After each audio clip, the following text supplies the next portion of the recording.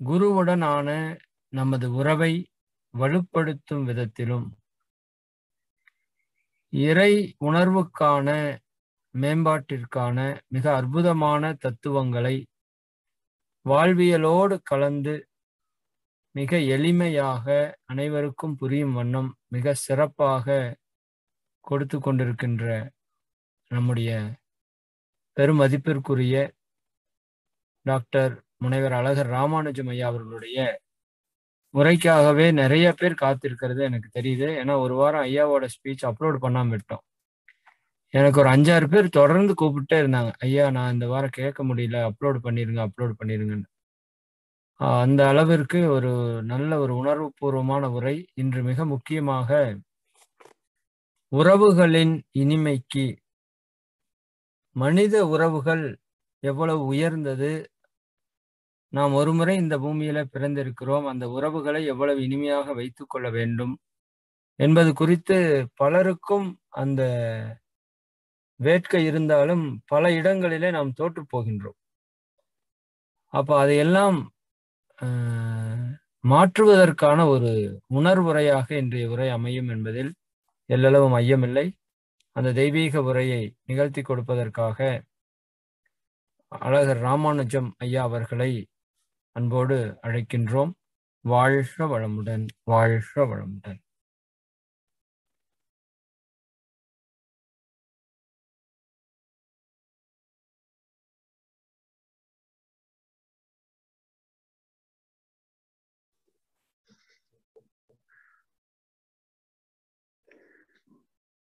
வாழ்க வையகம், வாழ்க வளமுடன். வேதாத்ரி மகரிஷி சரணம்.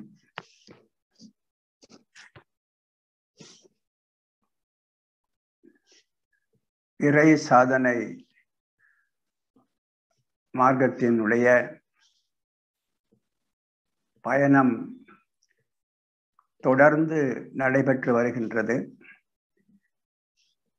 இந்த பயணத்தில் உங்களோடு இன்று நானும் கலந்து கொள்வதில் பெரும் மகிழ்ச்சி அடைகிறேன்.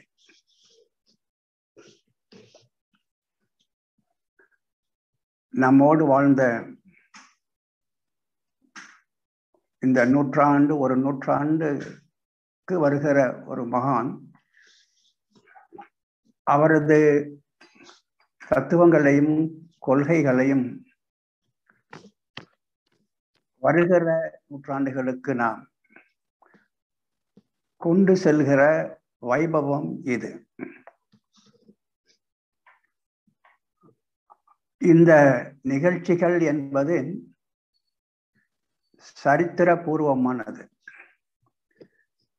இது சாதாரணமாக நாம் ஒரு உரையை கேட்டோம், உரையும் முடிந்தது, வீட்டிற்கு போவோம் என்ற நிலையில் இல்லாது, ஒரு மகான் எப்படியெல்லாம் வாழ்ந்திருக்கிறார், ஒரு மகான் எதையெல்லாம் சொல்லியிருக்கிறார், அவருடன் நமக்கு ஏற்பட்ட ஒரு பரிச்சயம், நமக்கு கிடைத்திருக்கிற ஒரு பாக்கியம் என்று அனைத்தையும் ஒரு நன்றி உணர்வோடு நினைத்து பார்க்கிற நேரம். ஒன்றை மட்டும் நாம் குறிப்பாக சொல்ல வேண்டும் என்றால், மகரிஷி அவர்கள் எத்தனையோ விஷயங்களை பற்றி சிந்தித்திருக்கிறார்கள். உடலை பற்றி, மனதை பற்றி, நமது மூலத்தை பற்றி, ஆன்மாவை பற்றி எதையும் அவர் விட்டு வைக்கவில்லை. அத்தனைக்கும் ஒரு புதிய பார்வைகளையும் தந்திருக்கிறார்கள். உடல் அளவில் நாம் பார்த்தோமேயானால், எளிய முறையில் நமக்கு அனைவரும் எந்த வயதினரும் செய்யக்கூடிய முறையில் ஒரு உடற்பயிற்சியை தொகுத்து நமக்கு அவர் வழங்கி இருக்கிறார்கள். அதே மாதிரியாகத்தான் நமது உயிரினுடைய ஆக்கத்திற்கு அவர் நமக்கு கொடுத்திருக்கிற சித்தர்களிடமிருந்து அதை வாங்கி, அதை எளிமைப்படுத்தி நம் அனைவரையும் அந்த காயக்கல்பத்தை செய்ய வைத்த பெருமை மகரிஷி அவர்களை சாரும். ஒரு நல்ல கலை இந்த உலகம் எங்கும் அது பரவ வேண்டும் என்ற உயர்ந்த நோக்கத்தில் அவர் அதை எளிமைப்படுத்தினார் நமக்காக. கொஞ்சம் சற்று பின்னோக்கி பார்த்தால் சித்தர்களின் கலை அதைத்தான் நான் தருகிறேன் என்று மகரிஷி அவர்களே ஒரே ஒரு வரியில் முடித்து விட்ட போதிலும் சித்தர்களிடமிருந்து அவர் எப்படி அதை வாங்குகிறார், அதை பற்றிய சிந்தனையோடு எப்படி அதை நமக்கு தருகிறார் என்பதை பார்த்தால் வியப்பாக இருக்கிறது. காயக்கல்பம் என்ற அந்த உயிரினுடைய ஆக்கத்திற்கான ஒரு கலை, அது 6000 ஆண்டுகளுக்கு முன்பாக, சுமார் ஒரு 6000 ஆண்டுகளுக்கு முன்பாக முதலாக நமக்கு தெரிந்தவரை முதலாக திருமூலர் அதை தெளிவாக கோடிட்டு காட்டுகிறார். காயக்கல்ப கலையினுடைய ஆரம்பம் திருமூலர். திருமூலருடைய திருமந்திரத்தில் 3ஆம் தந்திரம் என்று ஒன்று உண்டு. பல சாப்டர்ஸ் என்று சொல்லுவோம், அவர்கள் தந்திரம் என்பார்கள். 3ஆம் தந்திரம், அதை கொஞ்ச நேரம் கொஞ்சம் கூகுளில் போய் நீங்க பார்த்தீங்கன்னா திருமந்திரம்னு போட்டு 3ஆம் தந்திரம் அப்படின்னு போட்டீங்கன்னா ஒரு 4-5 விதமான யோகங்கள் அதில் சொல்லப்பட்டிருக்கும். கேசரி யோகம், பரியங்க யோகம், அமுரி யோகம், சந்திர யோகம். இந்த 4 யோகங்களும் உயிரை எப்படி, அந்த உயிரின் ஓட்டத்தை எப்படி உயர்வாக வைத்துக் கொள்வது என்ற கலைகள் இந்த 4 யோகத்தில் குறிப்பாக தெளிவாக சொல்லப்பட்டிருக்கிறது. ஆனால் அன்றைக்கு திருமூலர் அவர்கள் இதை சொல்லிய போது, உயிருக்கான ஒரு பயிற்சியை அவர் தொட்டு காட்டிய போது, அது பரவலாக மக்களிடம் அது செல்லவில்லை. ஆனால் ரிஷிகளும் முனிவர்களும் அதை பின்பற்றி 100 ஆண்டுகளுக்கு மேலாக, இன்னும் சொல்லப்போனால் 150-200 ஆண்டுகளுக்கு மேலாக வாழ்ந்திருக்கிறார்கள். திருமூலர் தந்த அந்த உபாயத்தை பின்பற்றி வாழ்ந்திருக்கிறார்கள். ஆனால் பாமர மக்களிடம் அது அவ்வளவாக செல்லவில்லை. பிறகு பல வருடங்கள் என்று சொன்னால் இன்னும் சில ஆண்டுகள், ஒரு 5000 ஆண்டுகளுக்கு பிறகு, திருமூலருக்கு பிறகு ஒரு 5000 ஆண்டுகளுக்கு பிறகு வருகிறார் சிவவாக்கியார்.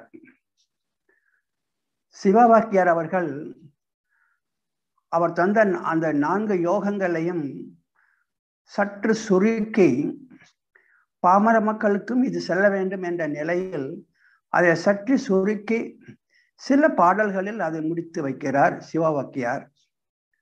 அதில் குறிப்பான பாடல்தான் உருத்தரித்த நாடியில் ஒடுங்குகின்ற வாயுவை கருத்தினால் இருத்தியே கபாலம் ஏற்ற வல்லீரேல் விருத்தரும் பாலராவார் மேனியும் சிவந்திடுமே அருள் தரித்த நாதர் பாதம் அம்மை பாதம் உண்மையே. சத்தியம் பண்ணி சொல்றார். அருள் தரித்த நாதன் பாதம் அம்மை பாதம் உண்மை என்றார். ஏன்னா அவருக்கு ஆதாரமாக இருப்பது திருமூலர். ஆக திருமூலருடைய அந்த 4 யோகங்களையும் சற்று சுருக்கி இந்த ஒரு பாடலில் அதை கொண்டு வந்து வைக்கிறார். சிவவாக்கியாருக்கு பிறகு அது சற்று பரவலாக்கப்படுகிறது. இந்த உயிரின் ஆக்கத்திற்கான கலை சிவவாக்கியாருக்கு பிறகு அவரது 2வது வார்த்தை வரி இருக்கிறதே, கருத்தினால் இருத்தியே கபாலம் ஏற்ற வல்லீரே. கபாலம் ஏற்ற வேண்டும். எதை ஏற்ற வேண்டும், எப்படி ஏற்ற வேண்டும்? கருத்தினால் இருத்தியே. என்ற வார்த்தைக்கு என்ன பொருள் என்று தேடிய போதுதான் மகரிஷி அவர்களுக்கு அதற்கான விடை கிடைக்கிறது. அதுவும் அவர் அமெரிக்காவில் இருந்தபோது இன்னொரு குருமாரிடம் அவர் பேசிக்கொண்டிருக்கும் போதுதான் அந்த கருத்தினால் இருத்தியே கபாலம் ஏற்ற வல்லீரல் என்ற அந்த வாக்கியத்திற்கான பயிற்சி முறை அவரிடம், அந்த குருமாரிடம், மகானிடம் கிடைக்கிறது இவருக்கு. பிறகு அதை வைத்துக்கொண்டு அந்த கருத்தினால் என்றால் என்ன, எதை மேலே ஏற்றுவது என்பதெல்லாம் சிந்தித்து ஒரு முறைப்படுத்தி அந்த சித்தர்களுடைய கலையை பாமர மக்களும் அனுதினம் செய்ய வேண்டும் என்ற நிலையில் அதை காயகல்ப கலையாக நமக்கு 1985 என்று வைத்துக் கொள்ளலாம். அதிலிருந்து பரவலாக நமக்கு கொடுத்து கொண்டே வருகிறார்கள். ஆக இறைவனை பற்றி பேசுகிறார்.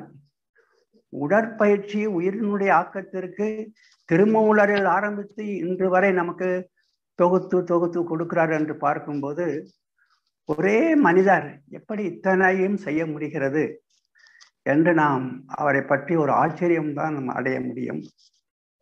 ஆகவேதான் அவர் இந்த நூற்றாண்டு தந்த மகானாக நாம் போற்றுகிறோம். இன்றைக்கு ஆயிரம்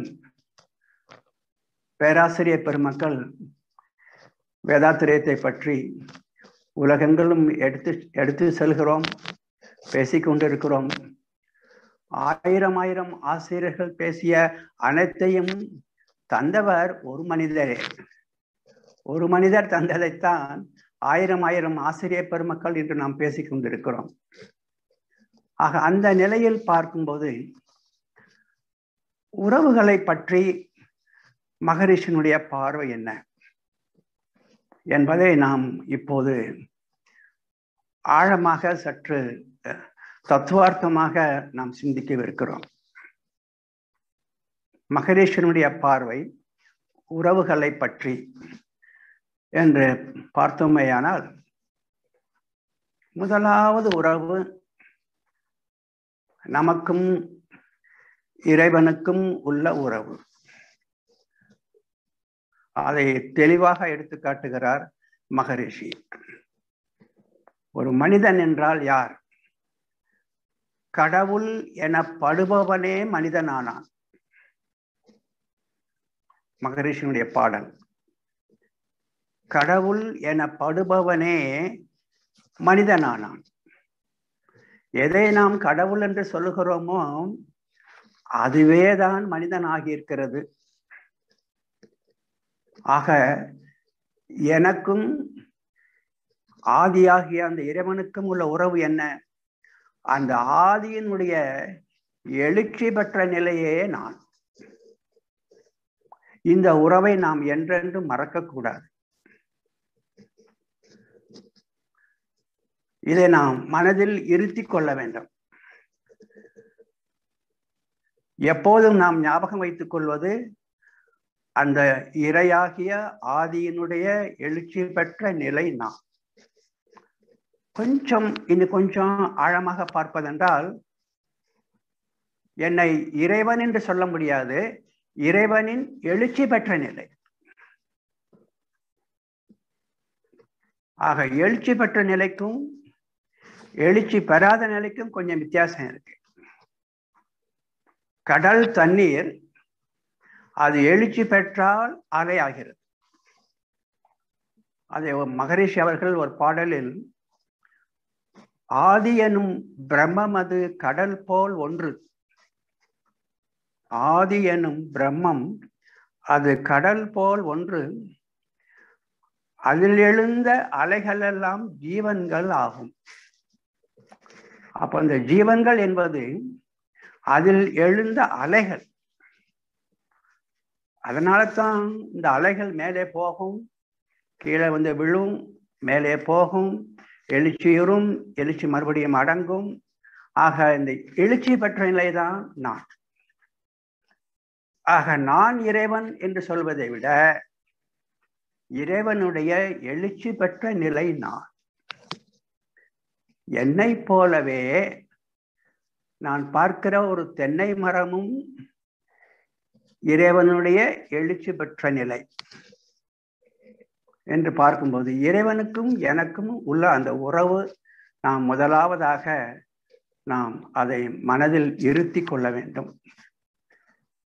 ஒரு வேதாத்திரியன் இனிமேல் கடவுள் என்றால் என்ன, கடவுள் என்பது என்று யாராவது இருக்கிறார்களா என்பதைக்கான கேள்வி வேதாத்திரியத்தில் இல்லை.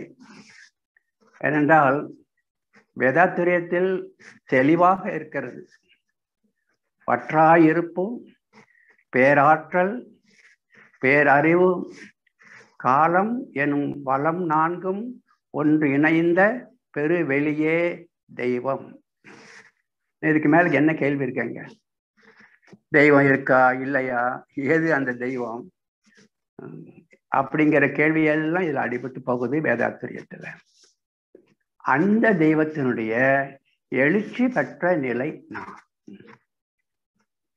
அந்த எழுச்சி பெற்ற நிலை என்பதை நாம் சற்று ஆழமாக மனதில் ஞாபகப்படுத்திக் கொள்ள வேண்டும்.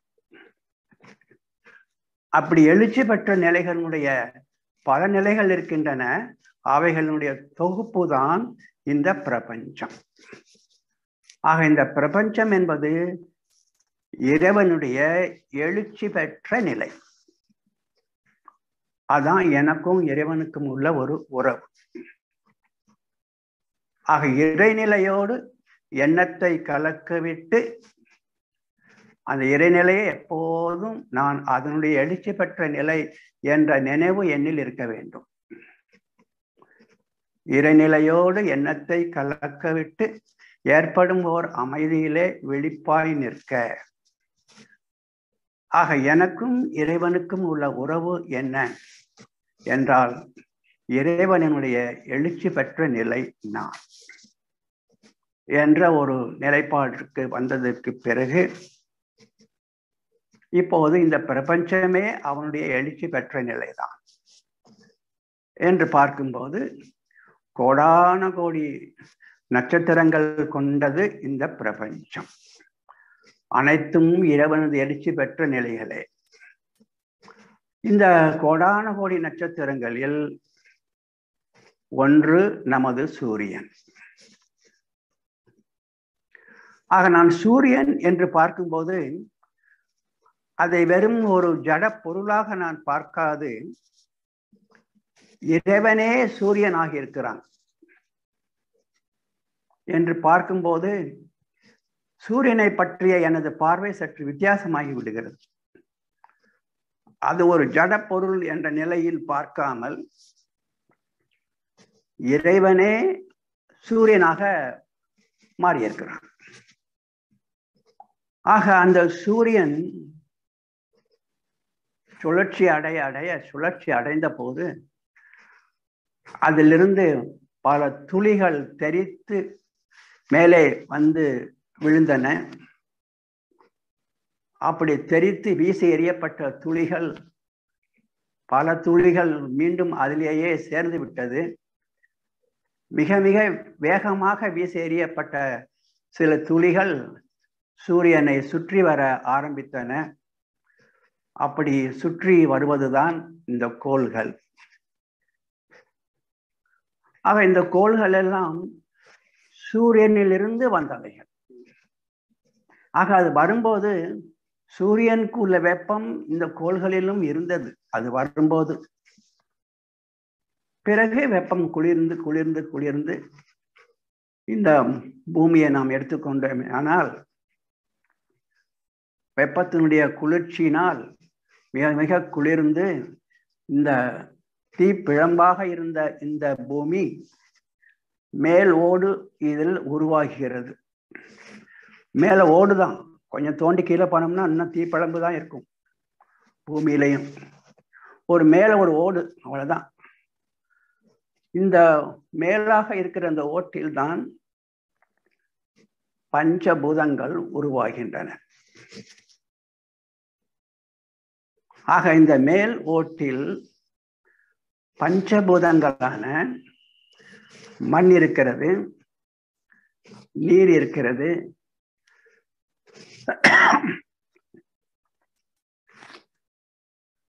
வெப்பம் இருக்கிறது, காற்று இருக்கிறது, விண் இருக்கிறது.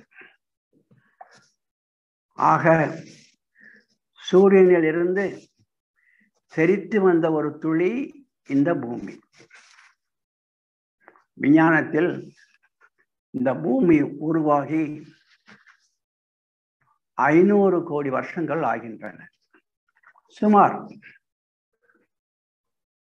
ஆக இந்த 500 கோடி வருஷங்களில் குளிர்ந்து குளிர்ந்து குளிர்ந்து மேலோடு அதில் உருவாகி, அது பஞ்சபூதங்கள் அதில் உருவாகி, பிறகு பஞ்சபூதங்களுடைய கூட்டு உருவாகிறது. ஆக அந்த பஞ்சபூதங்களுடைய கூட்டு உருவான போது இப்போது எந்த இலக்கியத்தை பார்த்தாலும் எந்த தத்துவத்தை பார்த்தாலும் ஒரு ஜீவன் என்பது பஞ்சபூதங்களின் கூட்டு என்றுதான் சொல்லுவார்கள். இந்த ஜீவனில் நீர் என்பது இரத்த ஓட்டமாகவும், வெப்பம் என்பது வெப்ப ஓட்டமாகவும், காற்று என்பது காற்று ஓட்டத்திலும், இறுதியாக அல்லது ஆரம்பமாக மென்மையான விண்கள், அதுவும் ஒரு சுற்று ஓட்டத்தில் ஓடிக்கொண்டிருக்கிறது விண்கள். ஆக இந்த ஜீவனில் 4 ஓட்டங்கள் உண்டு. விண் ஓட்டம், காற்று ஓட்டம், வெப்ப ஓட்டம், பிறகு இரத்த ஓட்டம். எலும்பு என்பது நம் இதை தாங்கி நிற்கிற கூடு. ஆக முதலாக ஜீவனில் தோன்றியது விண்ணோட்டம். அதான் முதல் தோன்றிய ஓட்டம். ஆக ஒரு பஞ்சபூத கலவையில் ஒரு விண்ணோட்டம் ஆரம்பித்த போது அந்த விண் ஓட்டம்தான் உயிர் சக்தியாக, உயிர் ஓட்டமாக அங்கு வருகிறது. ஆக விண்களின் சுற்று ஓட்டம்தான் உயிர் ஓட்டம்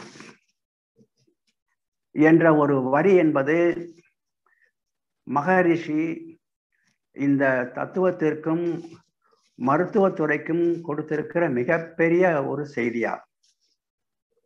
இதுவரை உயிர் என்றால் என்ன என்பது வரையறுக்கப்படாமல் இருந்தது.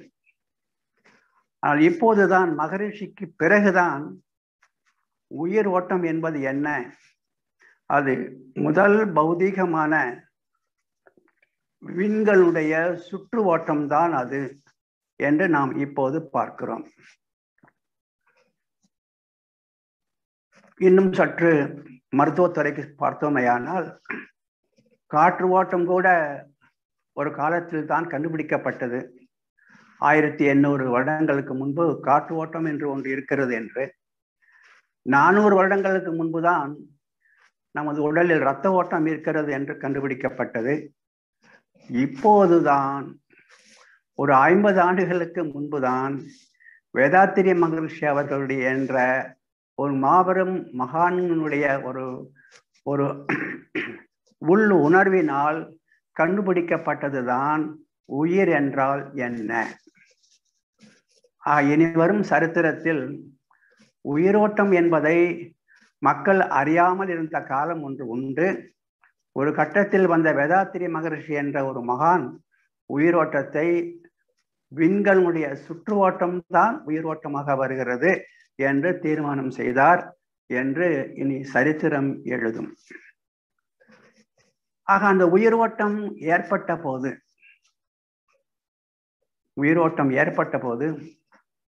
அந்த உயிர் ஓட்டத்திற்கு 2 குணங்கள் வந்து சேர்ந்தன. அதான் நாம் பார்க்க வேண்டும். 2 குணங்கள் வந்து சேர்கின்றன. ஒன்று, இந்த உயிர் ஓட்டத்தை எப்படியாவது தக்க வைக்க வேண்டும் என்கிற குணமும் அதற்கு உண்டு. இரண்டாவது, இதை போலவே இன்னொரு உயிரையும் உருவாக்கிவிட வேண்டும் என்ற குணமும் அதற்கு உண்டு. இது எந்த உயிருக்கும் இருக்கிற 2 குணங்களாகும். ஆக இந்த இரண்டு குணங்களோடு தான் எந்த ஜீவனும் இயங்குகிறது. ஆக நாம் ஒரு ஜீவன், உயிருள்ள ஒரு ஜீவன் இன்னொரு ஜீவனை உருவாக்க எத்தனிக்கிறது. அப்படி என்றால் இப்போது அந்த பேரறிவு அங்கே முதலில் உள்ள ஜீவனுக்கும் அது உருவாக்கிய இன்னொரு ஜீவனுக்கும் இடையில் எப்படிப்பட்ட உறவை அமைப்பது என்று ஒரு சிந்தனை அங்கு வருகிறது. உதாரணமாக, ஒரு மரம் என்பது ஒரு ஜீவன். மரம், வேப்ப மரம் ஒரு ஜீவன். அதில் ஒரு முத்து, வேப்ப முத்து வருகிறது. அது பக்கத்தில் வீழ்ந்து அதுவும் ஒரு மரமாக வருகிறது. தாய் மரமும் அங்கே இருக்கிறது, சேய் மரமும் அங்கே இருக்கிறது. இந்த சின்ன சிறு செடியாக இருக்கிற அந்த சேய், அந்த குழந்தை மரம் வளர்வதற்கு தாய் மரத்தினுடைய உதவி அவசியமா என்று பார்த்தால் அவசியம் இல்லை. அது முத்து வருது, கீழே விழுந்துச்சுன்னா தண்ணியை ஊற்றுனா அது பாட்டை வளர்ந்துக்கிட்டே வந்துடும். தாய் மரம் என்னென்னலாம் செய்தது அது பாட்டை செய்துக்கிட்டே வந்துடும். இந்த தாய் மரத்தோட உதவி அதற்கு தேவையில்லை. எனவே பேரறிவு என்ன செய்தது என்றால், தாய் மரத்திற்கும் அந்த சேய் மரத்திற்கும் உறவு இல்லை, உறவு வேணாம், இதனுடைய உதவி இல்லாமலே அது வந்துடும் என்று அவைகளுக்கு இடையில் உறவை அது உருவாக்கவில்லை, அந்த பேரறிவு. பிறகு இந்த உயிரினம் சற்று வளர்ந்து வளர்ந்து 2 அறிவாக 3 அறிவாக வரும்போது பறவைகள் என்று ஒரு இனம் வருகிறது. இப்போது தாய் பறவைக்கும் அந்த குஞ்சு என்பதற்கும் சின்ன சிறு பறவைக்கும் உறவை வைப்பதா வேண்டாமா என்று அந்த பேரறிவு நினைக்கிறது. இவைகளுக்கு இடையில் உறவை வைப்பதா வேண்டாமா? உறவை வைக்க வேண்டும். ஏனென்றால் அந்த சின்ன சிறு குஞ்சுக்கு இறக்கை முளைக்க வேண்டும், அப்புறம்தான் அது பறக்க முடியும். அப்படி பறப்பதற்கு இறக்கை முளைப்பதற்கு முன்பாக அது எங்கிருந்து இறையை தேடும்? எனவே தாய் பறவையினுடைய உதவி அதற்கு தேவைப்படுகிறது. ஆக அப்படி தேவைப்படும் போது இதுகளுக்குள்ள ஒரு பாசத்தை வைத்தால்தான் தாய் பறவை எனது குஞ்சு எனது குஞ்சு என்று நினைத்து அதற்கு உணவை தேடி தரும். எனவே தாய் பறவைக்கும் குஞ்சுக்கும் அதனுடைய குஞ்சுக்கும் ஒரு பாசத்தை, ஒரு உறவை ஏற்படுத்தியது இந்த பேரறிவு. அந்த உறவை ஏற்படுத்தினால்தான் அந்த தாய் பறவை இந்த குஞ்சுக்கு உணவை தேடிக்கொண்டு வந்து தரும். சரி, எவ்வளவு காலத்திற்கு வைப்பது என்று பார்க்கும்போது ஒரு 2 வாரமோ ஒரு 3 வாரங்களோ இருந்தால் போதும். அந்த குஞ்சு இறக்கை முளைச்சிடும், அது பறக்க ஆரம்பிச்சிடும். பறக்க ஆரம்பிச்ச உடனே அது யாரோ இந்த தாய் பறவை யாரோ, அந்த உறவு முடிஞ்சது. ஆக கொஞ்ச நாளைக்கு தான் அந்த உறவு. அப்புறமாக அது அம்மா எங்க இருக்கு, அம்மா தங்கச்சி எங்க இருக்குன்னா அது வராது அந்த குஞ்சு. சரி, யானை இருக்கு. ஒரு யானைக்கு, யானை குட்டிக்கு தாய் யானையினுடைய உதவி அவசியமா? அவசியமாகிறது. 2 வாரம் போதுமா? போதாது. ஏன்னா அதுக்கு பல விஷயங்களை சொல்லி கொடுக்கணும். கூட்டிட்டு போகணும், தண்ணி எங்க கிடைக்கும், அது எங்க கிடைக்கும், பல விஷயங்களை சொல்லி கொடுக்கணும். அதனால அதுகளுடைய உறவை காலை நீட்டிக்குது. 1 வருடமோ 2 வருடமோ அது கூடாக இருந்து இருந்து இருந்து இருந்து பழக்கி பழக்கி அது எல்லாம் தெரிஞ்சுக்கிட்டதுக்கு அப்புறமாக உறவு வேண்டியதில்லை என்று இந்த உறவுகளை வைத்த இந்த பேரறிவு அந்த உறவுகளுடைய கால இடைவெளியை, காலத்தை கொஞ்சம் அப்படியே நீட்டிக்கிட்டே போகுது. பிறகு வருகிறது மனிதன். இப்போ பேரறிவு யோசிக்குது, இந்த மனிதனுக்கு எத்தனை நாட்களுக்கு இந்த உறவை வைக்க வேண்டும்? தாய், குழந்தை, இப்ப மனிதன் பிறந்தாச்சு. இந்த தாய்க்கும் பிறந்த குழந்தைக்கும் இடையில் எத்தனை வருடங்களை அந்த பாசம் உறவை நாம் ஏற்படுத்துவது என்று அந்த பேரறிவு நினைக்கிறது. மனிதன் என்பவன் ஒரு வித்தியாசமான ஒரு ஜீவன். ஒரு ஆடு அப்படின்னு பார்த்தீங்கன்னா, ஆட்டுக்குட்டி பிறந்த உடனே அப்படியே பார்த்துக்கிட்டே இருந்தோம்னா ஒரு 5 நிமிஷம் நடக்கிறதுக்கு ட்ரை பண்ணும், 10 நிமிஷம் நடந்துடும். ஆனால் இந்த மனிதனது குழந்தை நடக்கிறதுக்கே 5 வருஷம் ஆகுமே. அப்போ அது வரைக்கும் யார் சாப்பாடு போடுறது அதுக்கு? அப்போ தாய்க்கும் சேய்க்கும் உறவை ரொம்ப நீட்டிக்கணும். அப்போ தான் அந்த தாய் எனது குஞ்சு, எனது பிள்ளை, எனது பிள்ளைன்னு அதுக்கு சாப்பாடு போடுவாங்க. சரி, எத்தனை வயசு? 5 இல்லை 10? அதுவும் முடியாது. ஒரு ஊனமாக அந்த குழந்தை பிறந்துருச்சுன்னா 10 வருஷமும் காணாது. ஆக மனித இனத்திற்கு வரும்போது அந்த பேரறிவு என்ன செய்தது என்றால் ஒரு சுதந்திரத்தை கொடுத்தது. அப்பா, இந்த உறவு எவ்வளவு நாளைக்கு வரும் என்று நான் தீர்மானிக்கல. உனக்கு இந்த உறவு எத்தனை நாட்களுக்கு வர வேண்டும், எப்போது அந்த உறவிலிருந்து நீ விடுபட வேண்டும் என்பதை நீயே தீர்மானித்துக்கொள் அப்படின்னு மனிதனுக்கு மட்டும் இந்த கால அளவை நாமவே தீர்மானிக்கிற ஒரு பக்குவத்தை நமக்கு கொடுத்துருச்சு. ஆக இப்போது நமக்கு ஒரு ரெஸ்பான்சிபிலிட்டி வந்துருச்சு. எத்தனை நாட்களுக்கு இந்த உறவை எனது பையன், எனது பையன், எனது பையன் எத்தனை நாட்களுக்கு நான் நினைத்து கொண்டிருக்க வேண்டும், எப்போது அதிலிருந்து விடுபட வேண்டும். ஆக இந்த இரண்டும் இப்போ என்னுடைய ரெஸ்பான்சிபிலிட்டி. இந்த என்னுடைய ரெஸ்பான்சிபிலிட்டியில இருந்து பல பேர் தனது பங்கை சரியாக ஆற்றாமல் அதை விடுத்து நழுவியவர்களும் உண்டு. மகாபாரதத்தில் குந்தியினுடைய மூத்த மகன் கர்ணன். அந்த குந்தி கர்ணன் என்ற தனது தலைமகன் பிறந்த கதை அனைவருக்கும் தெரியும். அந்த பிறப்பை மறைப்பதற்காக அந்த சிறு பிள்ளையாக இருந்த போதே பாசத்தை விடுத்து அதை பெட்டியில் வைத்து ஒரு ஆற்றங்கரையில் ஆற்றில் தள்ளி விடுகிறார்கள். அப்ப அந்த பாசம் அங்க எத்தனை நாளைக்கு நீடிச்சது? நீடிக்கல. அந்த குழந்தையினால் தனது மானம் காப்பாற்றப்படாமல் போகலாம் என்பதால் அந்த குழந்தையே வேண்டாம் என்று சொல்லுகிற அளவிற்கு ஒரு சில காலங்களுக்கு தான் அந்த பாசம் வருகிறது. அப்படியே விட்டுட்டு ஆற்றங்கரையில போயிடுது.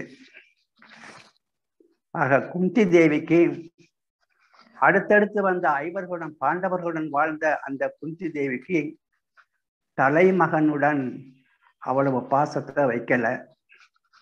ஆக இயற்கைக்கு ஒரு முரணான ஒரு சம்பவம் அது.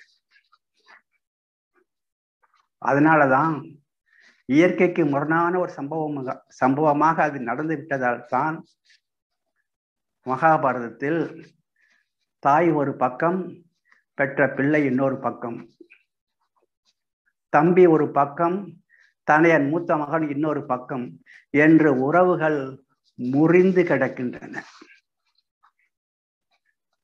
அதற்கு காரணம் அந்த தாய் மானத்தை காப்பதற்காக தனது பிள்ளையிடம் காட்ட வேண்டிய பல வருடங்களுக்கு பாதுகாப்பு கொடுக்க வேண்டிய அந்த தாய் அதை கொடுக்காது அந்த இறைநிலைக்கு, இயற்கைக்கு முரணாக அவர்கள் செல்கிறார்கள். ஆக பாதுகாப்பும், அந்த குழந்தைக்கு பாதுகாப்பும் அன்பும் கொடுக்க வேண்டிய அந்த காலகட்டத்தில் மானத்தை காப்பதற்காக குந்தி அந்த பாசத்தை முறித்து விடுகிறாள். அன்பர்களே, இன்றும் கூட நாம் பார்க்கிறோம், தாய்மார்கள் அன்று குந்தி மானத்தை காப்பதற்காக, ஆனால் இன்று வருமானத்தை பெருக்குவதற்காக குழந்தைக்கும் தனக்கும் உள்ள பாசத்தை குறைத்து குறைத்து அந்த குழந்தையை கொண்டு போய் ஒரு ஆயா வீட்டிலையோ ஒரு இன்னொரு எதிர்த்த வீட்டிலேயோ விட்டுட்டு வருமானத்தை தேடி போறோம். பார்த்தீங்களா? இன்றும் அந்த தாய்மார்கள் இருக்கத்தான் செய்கிறார்கள். அன்பர்களே, பெண்மைக்கு என்று இறைவன், இந்த இயற்கை எதையெல்லாம் கொடுத்ததோ அதை முறையாக செய்வதற்கான சூழ்நிலையை உருவாக்குவதுதான் உண்மையான பெண் உரிமை. ஆண்கள் செய்யறதெல்லாம் நானும் செய்வேன் என்று சொல்வது பெண் உரிமை அல்ல. இயற்கை தனக்கு கொடுக்கப்பட்ட தொழில் என்ன,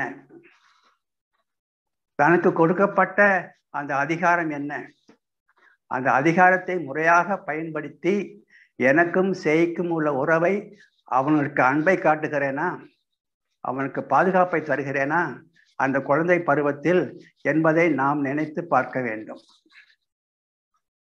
ஆனால் நாம் இப்போது பலவிதமான காரணங்களினால் அன்பை பொழிய வேண்டிய அந்த தாய் ஆபீஸ்ல உட்கார்ந்துட்டு இருக்காங்க. ஒரு சிறு குழந்தை அந்த குழந்தைய எதிர்த்த வீட்டுல விட்டுட்டு அம்மா ஆபீஸுக்கு போகணும். அப்ப அம்மா வீட்டுக்குள்ள வேலைக்காரங்க வருவாங்க. அதனால அந்த பீரோவை போட்டுறாங்க. இந்த குழந்தை கேட்குது, ஏமா பீரோவை போட்டுறேன்னு சொல்லிட்டு, இதுக்குள்ள நகை இருக்கு, அதனால பீரோவை போட்டணும், வேலைக்காரங்க வருவாங்க அப்படிங்கிறாங்க. அப்புறம் இன்னொரு இடத்துல போய் அலமாரியை போட்டுறாங்க, ஏமா இங்க போட்டுறேன் அப்படியே, இதுக்குள்ள பணம் இருக்கு, வேலைக்காரங்க வருவாங்க, ஆனா அலமாரியை போட்டணும் அப்படின்னு எல்லாம் ஒவ்வொன்றா போட்டி போட்டி போட்டி சாவியை எடுத்துக்கிட்டாங்க பத்திரமா.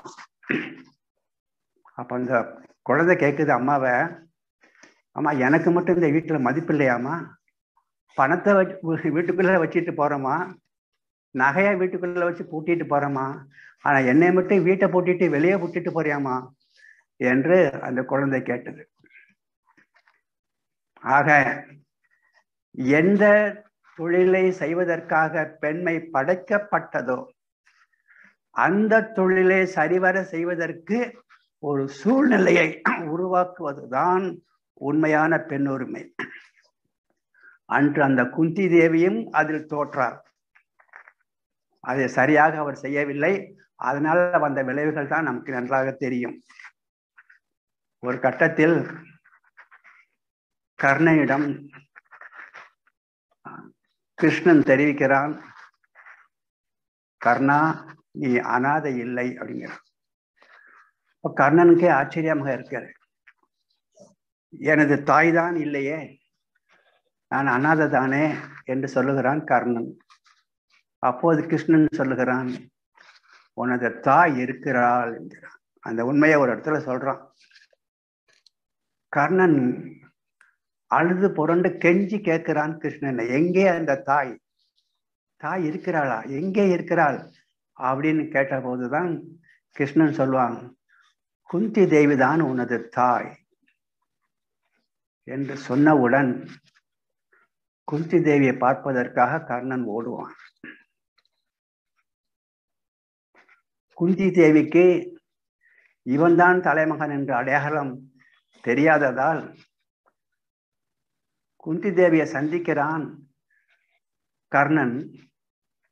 சந்தித்தவுடன் தாயே என்று காலில் விழுந்து புலம்பி அழுகிறான்.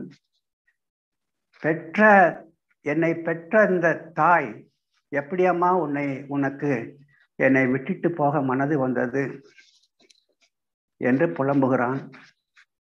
அப்போது தலைமகன்தான் வந்து இப்படி புலம்புகிறான் என்று தெரிந்த குந்தியும் அழுகிறாள்.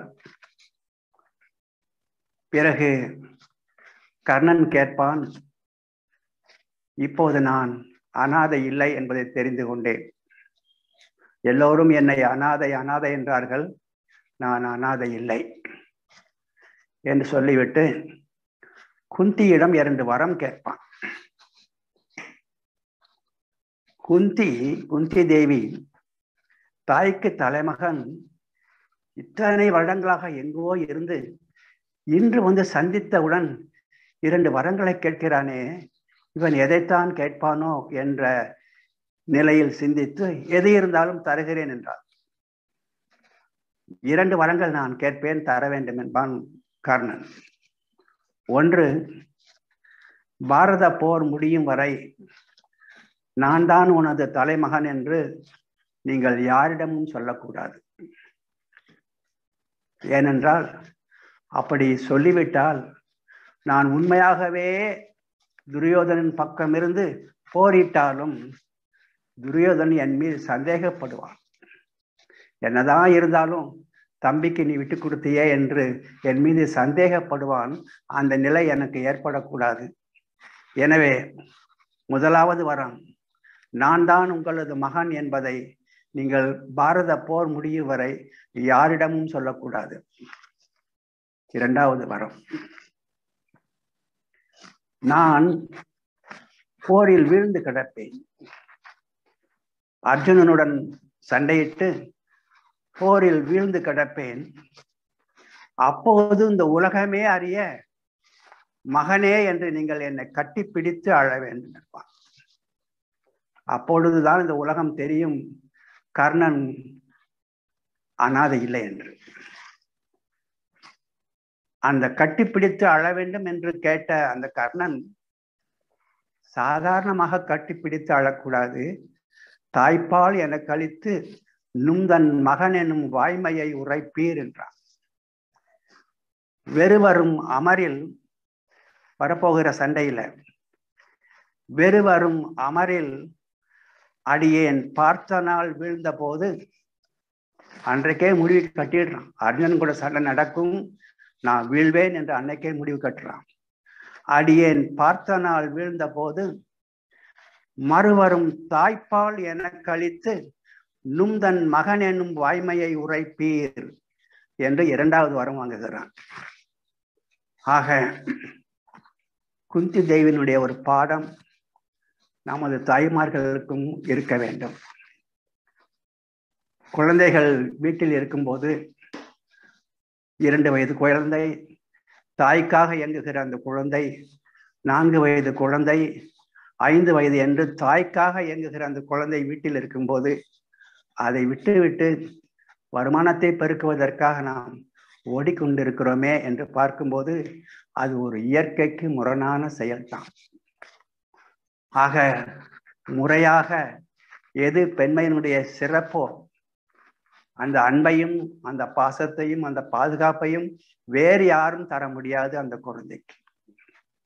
அப்படி வேறு யாரும் தர முடியாத அந்த ஒன்றை நான் தான் தர வேண்டும் என்று இறைவன் எனக்கு இட்ட கட்டளை என்றால் அதை நானும் மறுத்தால் அந்த பிள்ளை எங்கே போவான் என்று நாம் நினைத்து பார்க்க வேண்டும். இதைத்தான் மேலை நாடுகளில் பெற்றோர்கள் இருவருமே குழந்தைகளிடம் they must spend quality time என்பார்கள். அந்த குழந்தைகளோடு குழந்தைகளாக மாறி அவர்களுடைய நிலைக்கு வந்து அவர்களோடு உறவாட வேண்டும் என்பார்கள். ஆக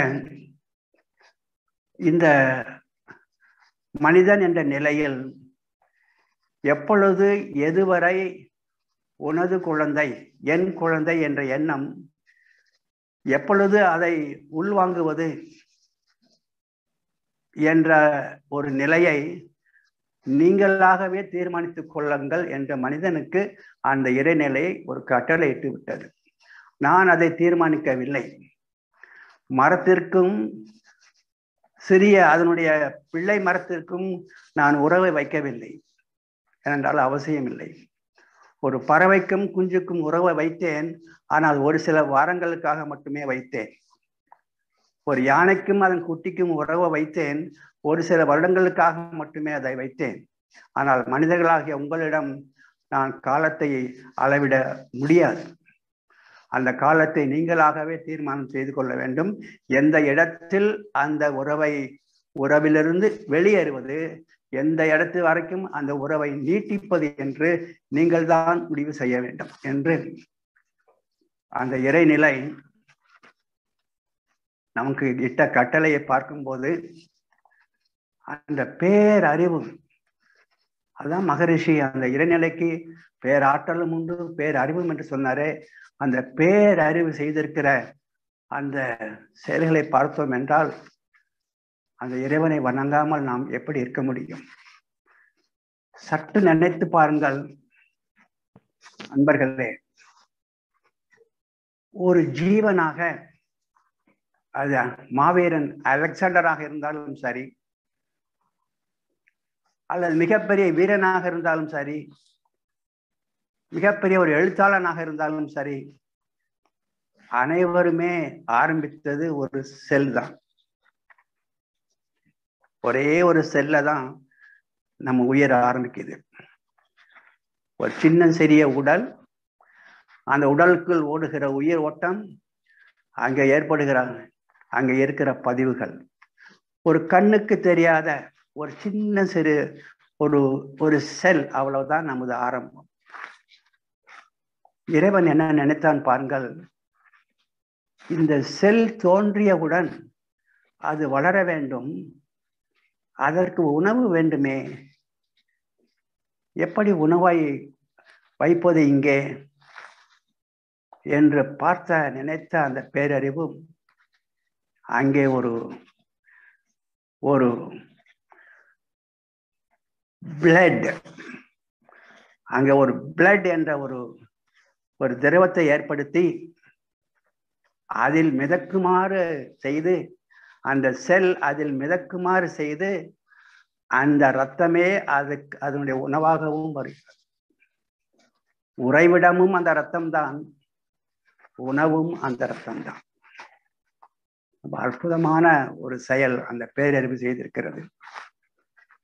ஆக நான் வெளியில் வரும்போது, விடுபட்டு கர்ப்பப்பையிலிருந்து விடுபட்டு நான் வெளியில் வரும்போது எனக்கு உணவு தாய்தான், அது ஒயிட் மில்க். ஆனா நான் உள்ளுக்க இருந்த போதும் எனக்கு உணவாக வந்தது அந்த இரத்தம் என்று சொல்லுகிற ரெட் மில்க் தான். It is called red milk. அதை உண்டு உண்டு உண்டுதான் நான் வளர்ந்தேன். ஒரு காலகட்டத்திற்கு பிறகு எனக்குள்ளாக சிறு சிறு உறுப்புகள் உருவானதற்கு பிறகு தாய் சாப்பிட அந்த சாப்பாட்டிலிருந்து எனக்கு கிடைக்கும்படி இயற்கை செய்திருக்கிறது. ஆக தாயிடமிருந்து உணவு வருவதற்கு முன்பாக எனக்கு உணவாக இருந்தது அந்த ரெட் மில்க் என்று பார்க்கும்போது, அந்த ரெட் மில்கினுடைய புனிதம், அதுக்கு அது எதற்காக ஏற்பட்டது என்ற ஒரு புனிதத்தை நினைக்கும் போது தாயிடம் நாம் எவ்வளவு கடமைப்பட்டிருக்கிறோம் என்பதும், இறைவனிடம் நாம் எவ்வளவு கடமைப்பட்டிருக்கிறோம் என்பதும் தெரிகிறது. அதிலேயே நான் மிதந்தேன், அதே இரத்தத்தை உணவாகவும் உண்டேன். சற்று நான் வளர்ந்தேன். பாருங்கள், அந்த ரெட் மில்க் என்ற அந்த ரத்தத்தை உருவாக்கிடுச்சு, ரெடியா உருவாக்கிடுச்சு. ஒரு செல் ஃபார்மேஷன் ஆனா உடனே சாப்பிட ஆரம்பிக்கும். ஆனால் அந்த ஃபார்மேஷனுக்கு முன்னாடியே இந்த ரத்தத்தை உருவாக்கிடுச்சு. அப்படி ஒருவேளை ஃபார்மேஷன் நடக்கலை என்றால், ஃபார்மேஷன் நடக்கல, எதிர்பார்த்து இது உணவை உருவாக்கிடுச்சு, ரெட் மில்க் ரெடியா இருக்கு, ஆனா ஃபார்மேஷன் நடக்கல, நாதத்தோடு அந்த விந்து சேரல, நடக்கல அப்படின்னா இறைவன் சரி சரி இதை ஃப்ரிட்ஜில் வச்சுக்கலாம், அடுத்த மாசத்துக்கு யூஸ் பண்ணிக்கலாம்னு சொல்லல. சரி, ரைட், ஃப்ளஷ் இட் அவுட், இதை வெளியே போட்டலாம், இன்னொரு தடவை மறுபடியும் ப்ரிப்பேர் பண்ணலாம் என்று புதிதாக மாதம் அது உருவாக்குச்ச. அதை நான் ஃப்ரிட்ஜில் வச்சுக்கலாம், இந்த மாதம் யூஸ் பண்ணலைன்னா என்ன, அடுத்த மாதத்துக்கு எதையும் யூஸ் பண்ணிக்கலாம்னு ஃப்ரிட்ஜில் வைக்கல. அது அதை அப்படியே விட்டுருவோம், வெளியில தூக்கி போடு, மறுபடியும் உருவாக்குவோம் அப்படின்னு ஒவ்வொரு முறையும் எனக்கு புதிதாக உருவாக்குச்சு. அந்த இறைநிலை ஃப்ரெஷ் ரெட் மில்க் ஃப்ரெஷ்ஷா உருவாக்குறது பாருங்க. ஆக இத்தனையும் உறைவிடமாக இருந்தது, உணவாக இருந்தது. இவ்வளவும் செய்துட்டு இவ்வளவும் அனுபவிச்சுட்டு அந்த இறைவன் இருக்கானா என்று ஒரு கேள்வியை கேட்டா இந்த மனிதனுடைய நன்றி உணர்வு எங்கே போயிட்டு? இதெல்லாம் யார் செய்தது என்று பார்க்கும்போதுதான் இந்த இறைவனுடைய பேரறிவுடைய ஒரு கருணை நமக்கு புரிகிறது. ஆக நாம் இப்போது அந்த இறைவனுடைய ஒரு மிகப்பெரிய கருணையினால் ஒரு தாய் என்ற நிலையிலிருந்து நாம் செய்கின்ற நிலைக்கு மாறி இப்போது ஒரு உறவுகளோடு வாழ்ந்து கொண்டிருக்கிறோம்.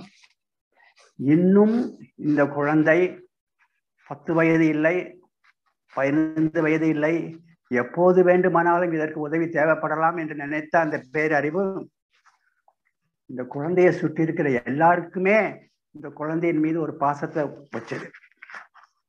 தாய்க்கு மட்டும் பாசத்தை வைக்கல, அந்த குழந்தை மேல சுற்றி இருக்கிற எல்லாருக்குமே ஒரு பாசத்தை வச்சிருச்சு. தாய் கவனிக்க முடியலன்னா பரவாயில்ல, அவங்க கவனிச்சுக்கிடுவாங்க.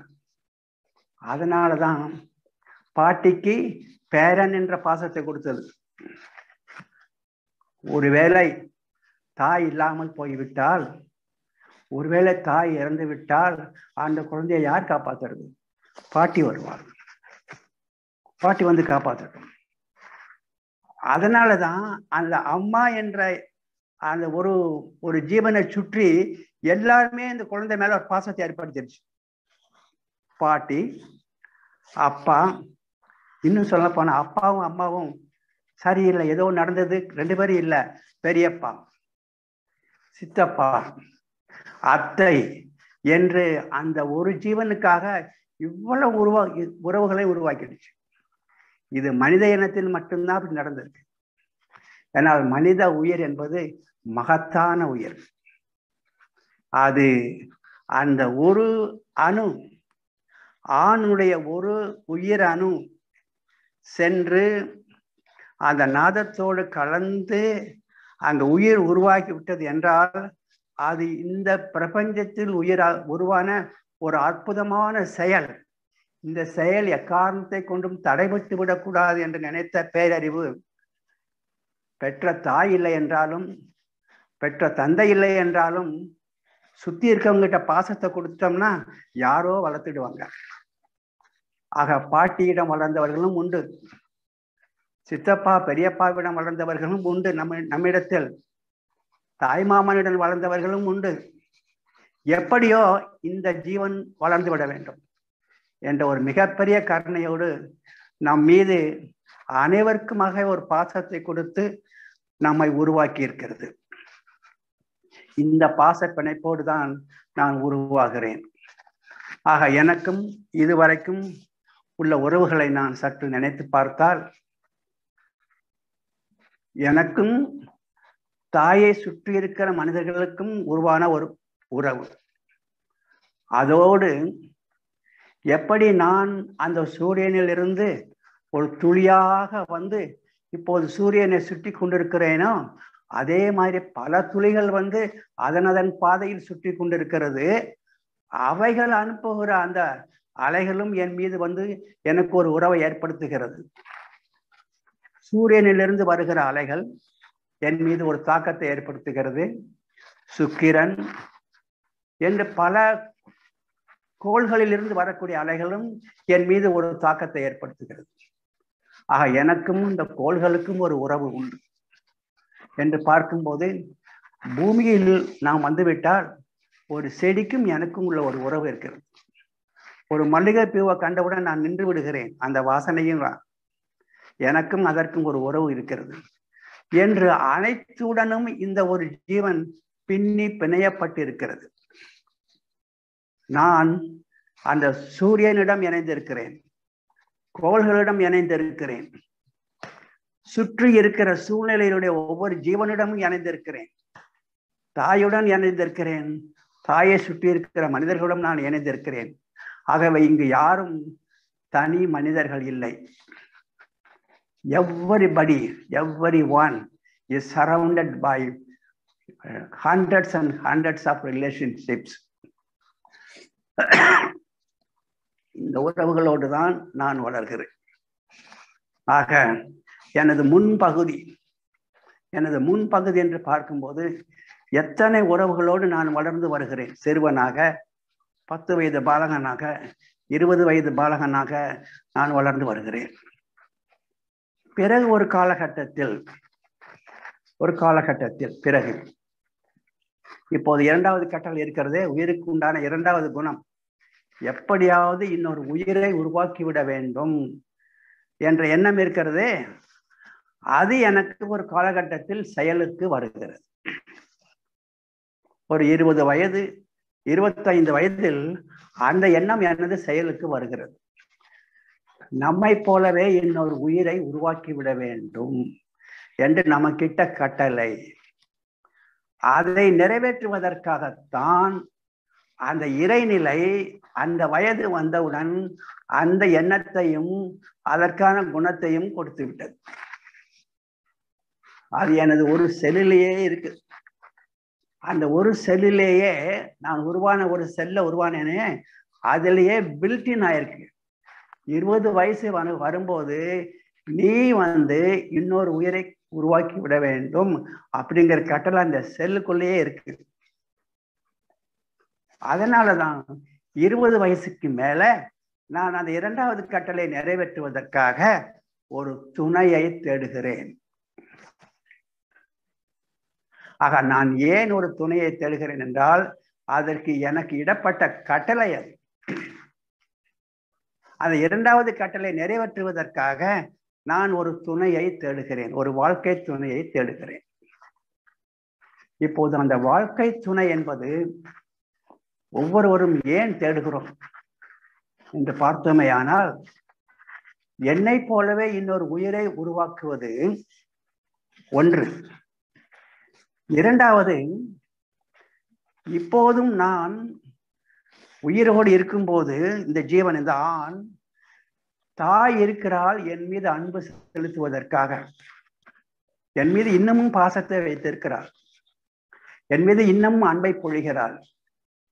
அந்த தாய் இல்லாத போது என் மீது அதே அன்பையும் அதே பாசத்தையும் என் மீது பொழிகிற இன்னொரு ஜீவனை, இன்னொரு பெண் ஜீவன் தான் எனது மனைவி. ஆகவே தாய் இறக்கும் போது உண்மையிலேயே நான் அனாதை ஆவது இல்லை. ஏனென்றால் தாய் எனக்கு என்னென்னலாம் செய்தாலோ, என்னென்ன பணிவிடைகள் எப்படியெல்லாம் கவனித்துக் கொண்டாலோ, அப்படியே அதை கவனித்துக் கொள்வதற்காக எனக்கு ஒரு வாழ்க்கை துணை இருப்பதனால் தாய் இறந்தாலும் நான் அனாதை இல்லை. அந்த வாழ்க்கை துணை இல்லாத போதுதான் ஒரு மனிதன் அனாதையாகிறான். அதுதான் அந்த வாழ்க்கை துணைக்கு இறைநிலை கொடுத்திருக்கிற உச்சகட்டமான ஒரு மதிப்பு. எனது வாழ்க்கையினுடைய முன்பகுதி எனது தாய், எனது வாழ்க்கையினுடைய பின்பகுதி தாரம். ஆக உறவுகள் நாம் தாயிடம் பட்டதை, தாயிடம் வாங்கிய அன்பை அப்படியே தக்க வைத்துக் கொள்வதற்காக நாம் ஒரு வாழ்க்கை துணையை தாரம் என்று தேடுகிறோம். ஆக இப்போது நாம் வாழ்க்கையின் பின்பகுதிக்கு வருகிறோம், தாரம். நாம் தாரத்தை தேடுவதற்கு எதை மனதில் வைத்து அந்த தாரத்தை நான் தேட வேண்டும்? தாரத்தை நான் தேடும்போது எதை குறிப்பாக இது இருந்தால் இந்த தாரம் சரியானது தான் என்று எதை நான் முக்கியமாக கருத வேண்டும் என்பதை நாம் சற்று ஆழமாக சிந்திக்க வேண்டும். ஏனென்றால் அவசர கோலத்தில் ஒரு பெண் எந்த ஆணினுடைய துணையையும் அவசர கோலத்தில் முடிவு செய்து விடக்கூடாது. அதே மாதிரி ஒரு பெண்ணும் அவளது வாழ்க்கை துணையை ஒரு அவசர கோலத்தில் முடிவு செய்து விடக்கூடாது. தீர ஆலோசித்து எதற்காக நான் இந்த வாழ்க்கை துணையை தேடுகிறேன்? என் மீது அன்பாக இருப்பாளா அல்லது இருப்பானா என்பதெல்லாம் யோசித்து யோசித்து யோசித்து அவளது குணத்திற்கு ஒரு முக்கியத்துவம் கொடுத்து நான் அந்த துணையை தேட வேண்டும். ஆனால் இன்றைய காலகட்டத்தில், இன்றைய பொருளாதார நெருக்கடியில் நாம் முதலாவதாக கேட்பது எவ்வளவு சம்பாதிக்கிறாள் என்றுதான், அல்லது எவ்வளவு சம்பாதிக்கிறான் என்றுதான் கேட்கிறோம். ஆக சம்பாதனை தான் இன்று நமது குறிக்கோளை தீர்மானிக்கிறது. அவன் குணத்தை அல்ல, அவன் பணத்தையே நாம் பார்க்கிறோம். இவள் எவ்வளவு பணம் சம்பாதிக்கிறாள், இவன் எவ்வளவு பணம் சம்பாதிக்கிறான் என்ற பணத்திற்குத்தான் நாம் முக்கியத்துவம் கொடுக்கிறோமே தவிர அவன் எப்படிப்பட்டவன் என்ற இடத்திற்கு நாம் பொதுவாக வருவது இல்லை. ஆகவே அன்பர்களே, ஒரு வெண்டைக்காய் வாங்க போறோம், ஒரு கத்திரிக்காய் வாங்க போறோம், கடைக்கு போறீங்க. அந்த கடையில விற்கிற அம்மா எந்த கத்திரிக்காயை கொடுத்தாலும் வாங்க மாட்டோம். அது கொஞ்சம் காம்பை கிள்ளி பார்ப்போம், கொஞ்சம் அது முத்தலான்னு பார்ப்போம், எலசா இருக்கான்னு பார்ப்போம். ஒரு கத்திரிக்காயை வாங்கிறதுக்கே ஒரு 5 நிமிஷம் 10 நிமிஷம் செலவழிக்கிறவே, கணவனை மட்டும் ஃபர்ஸ்ட் சைட்லயே வாங்கிட வேண்டியதானா? அவன் எப்படிப்பட்ட கணவனாக இருப்பான்? கணவனை தேர்ந்தெடுப்பதற்கும் சில காலங்கள் எடுக்க வேண்டும், சில யோசனைகள் செய்ய வேண்டும். ஆக நாம் இந்த உறவுகளை என்று பார்க்கும்போது இப்போது நமக்கு ஃபர்ஸ்ட் ஹாஃப் தான் நம்ம முடிச்சிருக்கிறோம். ஃபர்ஸ்ட் ஹாஃப் எனது முந்தைய பகுதி இறைவனிடம் எனக்கு உள்ள உறவு. அந்த உறவை நான் என்றென்றும் மதிக்க வேண்டும், என்றென்று என் மனதில் இருத்தி கொண்டே இருக்க வேண்டும். நான் யார்? நான் இறைவனது எழுச்சி பெற்ற நிலை என்ற ஒரு மதிப்பு நம்மிடம் இருக்க வேண்டும். ஆக அந்த இறைவனை என்றென்றும் நினைத்து கொண்டே இருக்க வேண்டிய அந்த இறைவனுக்கு நாம் என்ன செய்ய வேண்டும்? திருமூலர் அழகாக சொல்லுகிறார், யாவருக்கும் ஆம் இறைவருக்கு ஒரு பச்சிலை. அவ்வளவுதான். ஒரு செயலை செய்கிறோம், இந்த செயலை நான் செய்கிறேன் என்று அவனிடம் ஒரு அனுமதி வாங்கி விடுங்கள், அவ்வளவுதான். ஒரு பச்சிலை போட்டா போதும், பெருசா ஒன்றும் செலவழிக்க வேண்டியதில்லை. ஆக இறைவனிடம் எனக்கு உள்ள உறவு. பிறகு இந்த சூரியனிலிருந்து நான் வந்திருக்கிறேன், சூரியனுக்கும் எனக்கும் உள்ள ஒரு உறவு. அந்த சூரியனிலிருந்து வந்த கோள்கள் வந்திருக்கின்றன, அந்த கோள்களுக்கும் எனக்கும் உள்ள உறவு. இந்த கோள்களுக்கும் நமக்கும் உள்ள உறவை இனிமையாக்குவதற்குத்தான் மகரிஷி நமக்கு பஞ்சபூத நவகிரக தவத்தை கொடுத்தார்கள். ஆக அந்த பஞ்சபூத பூதங்கள், நமது பூமி மீது இருக்கிற பஞ்சபூதங்களுடைய உறவு, நவக்கோள்களுடைய உறவெல்லாம் செம்மைப்படுத்துவதற்குத்தான் அந்த தவத்தை நாம் அனுதினம் செய்கிறோம். ஆக பஞ்சபூதங்களோடு நமக்குள்ள உறவு, கோள்களோடு நமக்கு உள்ள உறவு, பிறகு மனிதனுக்கு வரும்போது தாயிடம் எனக்கு உள்ள உறவு, சேயிடம் எனக்கு உள்ள உறவு. பெரும்ப தாயை மையமாக வைத்து அப்பா, சித்தப்பா, பெரியப்பா, அத்தை, பாட்டி என்று பல அன்பர்களிடம் எனக்கு உள்ள உறவு. இந்த உறவுகளுக்கு மத்தியில் நான் வளர்கிறேன். ஆக இவர்களுக்கெல்லாம் நான் ஒரு நன்றி செலுத்த வேண்டும் என்ற அந்த நன்றி உணர்வு அனைவருக்கும் இருக்கும் போதுதான் இந்த உறவை நாம் எப்படியாவது காப்பாற்றிக் கொள்ள வேண்டும், இனிமையாக வைத்துக் கொள்ள வேண்டும். இந்த இனிமைக்கு இடைஞ்சலாக வருவது என்று பார்த்தோமையானால், ஒரு தாய்க்கும் சேய்க்கும் உள்ள நெருக்கம், ஒரு 26 வயது தாய்க்கும் அவளது 2 வயது குழந்தைக்கும் உள்ள நெருக்கம், ஏன் நெருக்கமாக அதை நாம் அமைத்துக் கொள்ள முடியவில்லை? வருமானம் என்ற ஒரே ஒரு காரணம். காலையில் 8 மணிக்கு இந்த குழந்தைய ஒரு பக்கம் தூக்கி கொடுத்துடுறோம், நம்ம ஒரு பக்கம் பஸ் ஏறி இல்லை கார் ஏறி போயிருக்கோம், சாயந்தரம் வர்றோம். இப்போ என்ன நம்ம அன்பை கொடுத்து விட முடியும்? இறைவன் நமக்கு கொடுத்த அந்த தொழிலை நாம் சரிவர செய்கிறோமா என்றெல்லாம் நாம் நினைத்து பார்க்க வேண்டும். ஆக இந்த உறவுகளை நாம் செம்மையாக வைத்துக்கொண்டு பிறகு நாம் நமது அடுத்த பகுதிக்கு வருகிறோம். உறவினுடைய அடுத்த பகுதி, வாழ்க்கையின் அடுத்த பகுதி தாரம். இப்போது தாய் எனக்கு என்னெல்லாம் எனக்கு அன்பை பொழிந்தால், அன்பை கொடுத்தால், எனக்கு வேண்டிய அனைத்து வசதிகளையும் கொடுத்தால், அதையே நான் இப்போது தாரத்திடம் பெற்றுக்கொண்டிருக்கிறேன். ஆகவே தாய் செய்ததற்காக நான் தாயை வணங்கி கொண்டே இருக்க வேண்டும். தாரம் இப்போது எனக்கு செய்து கொண்டிருக்கிறதே, அதற்காக அவளை நான் எப்போதும் பாராட்டி கொண்டே இருக்க வேண்டும். ஆக தாய்க்கு நம் அனுதினமும் ஒரு வணக்கம், தாரத்திற்கு அனுதினமும் ஒரு பாராட்டு என்ற நிலையில் நான் அடிக்கடி சொல்வது ஒன்று, நமது உறவு முறையில் தாரம் என்பவள் ஒரு மிகப்பெரிய இடத்தை அவள் ஆக்கிரமிக்கிறாள். உலகமே என்னை எதிர்த்தாலும் தாரம் மட்டும் என் பக்கம் இருந்தால் நான் இந்த உலகையே வெல்வது உறுதி. உலகமே என் பக்கம் இருந்தாலும் தாரம் மட்டும் எதிர்பக்கத்தில் இருந்தால் நான் வீழ்வதும் உறுதி. அவ்வளவு அந்த சக்தி வாய்ந்தவள் அந்த தாரம். அந்த தாரத்தை போற்றுகின்ற வகையில் நமது பிற்பகுதி அமைய வேண்டும். அதற்காகத்தான் மகரிஷி அவர்களும் மனைவி நல்ல வேட்பு நாள் என்று பல காரணங்களை எடுத்து கூறினார்கள்.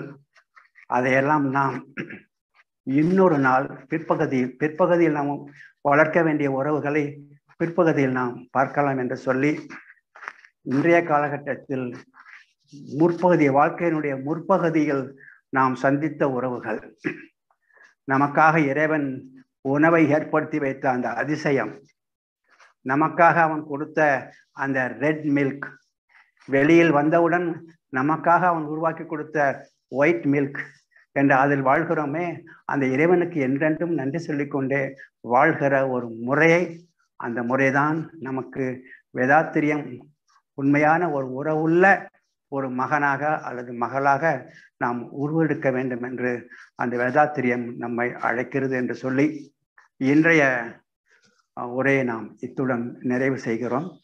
அடுத்த உரை அடுத்த வாரத்தில் பிற்பகுதியில் வருகிற உறவுகளை பற்றி சற்று ஆழமாக சிந்திக்கலாம்.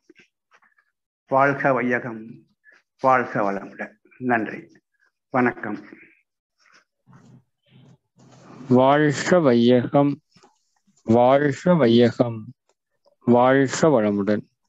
குரு வாழ்க, குருவே துணை. ஐயா அவர்களுடைய பேச்சு உண்மையாலுமே ஒரு மெய் சிலிர்க்கிறதா மெய் மறக்கிறதா அப்படின்னு தெரியல. இப்படியெல்லாம் ஒரு சிந்தனையை செலுத்த முடியுமா அப்படின்னு எனக்கு ஒரு ஆச்சரியமாவே இருக்கு. அவர் பேசிட்டு இருக்க வல்ல அந்த உறவுகளினுடைய தோற்றம், அது இயற்கை எவ்வாறு அமைத்திருக்கிறது, அந்த உறவு ஏன், அது எவ்வளவு தேவை, அப்போ இந்த பிரபஞ்சத்தினுடைய அறிவு, மனித உறவினுடைய முக்கியத்துவம் என்ன அப்படிங்கிறதெல்லாம் இது எப்படி சொல்றேன்னு தெரியல. ஒரு முழுமையை உணர்ந்தவர்களால் மட்டுமே இந்த ஒரு முழுமை கண்ணோட்டத்தோடு பார்க்க முடியும், பேச முடியும்னு நான் நம்புறேன். எனக்கு உண்மையாலுமே இந்த மகான்களுடைய உரை எப்படி இருக்கும்னா ஒரு முழுமையான கண்ணோட்டத்தோடு இருக்கும், முழு கண்ணோட்டத்தோடு இருக்கும்.